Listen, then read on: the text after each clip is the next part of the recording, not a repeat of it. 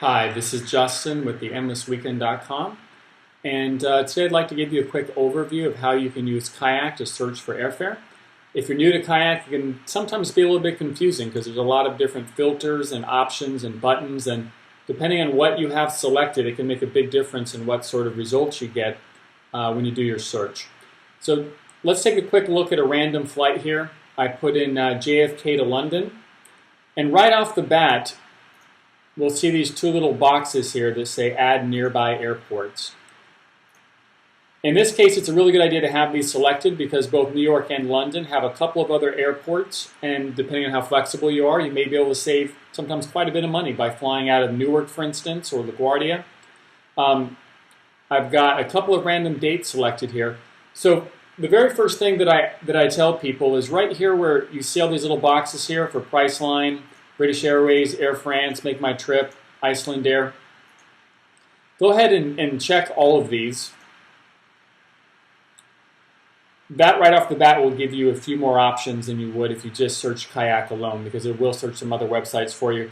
And these options down here are pretty much changing all the time. As Kayak makes partnerships with different websites, you're going to see those options change, but you might as well search all of them.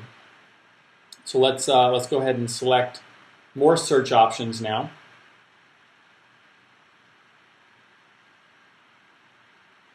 Now we have an option of searching with our exact dates, or the weekends, or plus or minus 3 days from our dates. Now, if you can be flexible with your dates, plus or minus 3 days is a huge difference sometimes. Sometimes it can be a difference of thousands of dollars on a business class ticket or several $100s on a coach ticket. So depending on your needs, if you can be flexible, definitely get this box checked, because then you're looking at a period of a week on both of your dates, and that can be a big difference. So we're going to reselect all the options and hit Find Flights. Now, when you do this at home, you'll see several other browser windows launch with some of these other websites, and then it'll aggregate the results onto this main screen for you. Okay. Now, one of the filters that I would like to take a look at right off the bat is whether or not I want a flight with stops or not.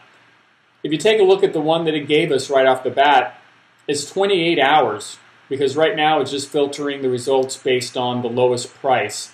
And apparently this 28-hour flight is $1 cheaper than, say, this flight, which is nonstop. So, I don't know about you, but I definitely don't want to save $1 by flying 28 hours instead of 7.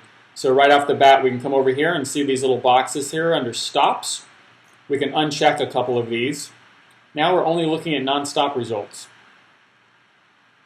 And notice that's only $1 more. All right, so the next thing that kind of helps is to have an idea of which airlines are good or not. I'll do another tutorial on that soon. But for now, you can Google Skytrax or the name of the airline. So in this case, we could Google Air India, star rating, which would look like this.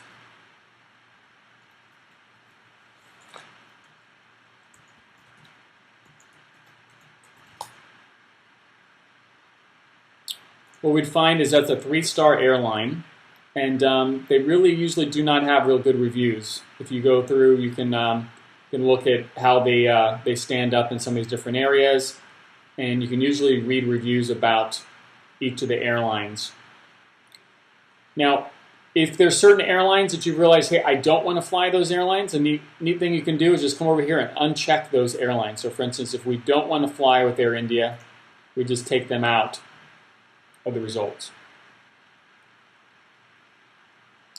And that instantly shows us the next cheapest flight that's nonstop is Virgin Atlantic. Well, Virgin Atlantic is a very high-end carrier. They have a 4-star rating.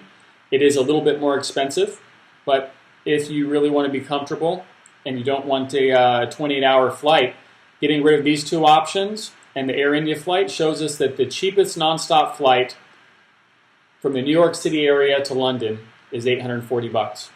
Another thing you can do is come up and take a look here at the calendar. You can see if I leave on different dates, what that's going to look like.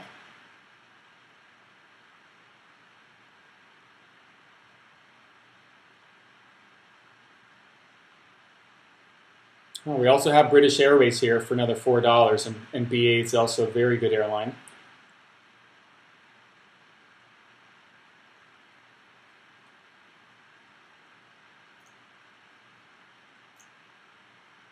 All right, so that's just a quick overview of how to use Kayak. Hopefully that will help. Make sure you search all the options and then filter the results. Oh, one last thing. If there's a certain arrival time or takeoff time, you can't come over here and say you've got to leave, for instance, early in the morning. You can filter only the flights that leave early in the morning. That also can be pretty useful as opposed to having to scroll through and look at each and every one. So thanks for stopping by and checking out my quick tutorial on how to use Kayak. Make sure you get a free copy of my book, The Art of World Travel. It'll teach you how to fly for free and stay for free almost all over the world. And you can get that at my website, theendlessweekend.com. Thank you very much. Bye.